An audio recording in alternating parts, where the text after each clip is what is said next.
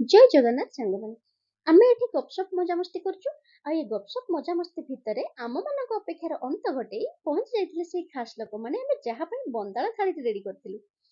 ମାନେ ସେ ଆମ ସମ୍ମାନ ଦୃଷ୍ଟିରୁ ସେ ମୋର ବଡ ଯାହା ହେବେ। କିନ୍ତୁ ଆପଣ ମାନେ ଭାବୁଥିବେ ଯେ ତାଙ୍କୁ ୱେଲକମ କଣ ପାଇଁ କରାହଉଛି।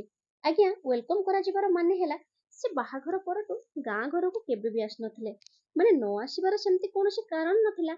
ସେ ଯେହେତୁ ଜଣେ ଟିଚର, ସେଇଥିପାଇଁ ତାଙ୍କୁ ଯୋଉଠି ସୁବିଧା ହବ ମାନେ ସେଇଠି ହିଁ ସେ ଯିବା ଆସିବା କରୁଥିଲେ।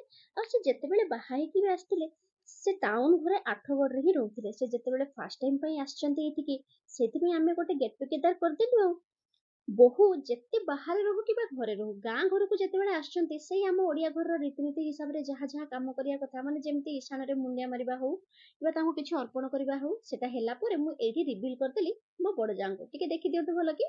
ଆଉ ଏଇଠି ଆମର କୁନି ଝିଅ, ସେ ସବୁବେଳେ ଟିକେ ଗୀତ ବାଜିଲା ମାନେ ତାର ଅଣ୍ଟା ହଲା ଏମିତି ଚାଲିଲା, ସେଟା ତାର ଡାନ୍ସ। ଆଉ ତାପରେ ସମସ୍ତେ ଖାଇସାରିବା ପରେ ଆମ ପାଳି ପଡିଯାଇଥିଲା ଖାଇବାର।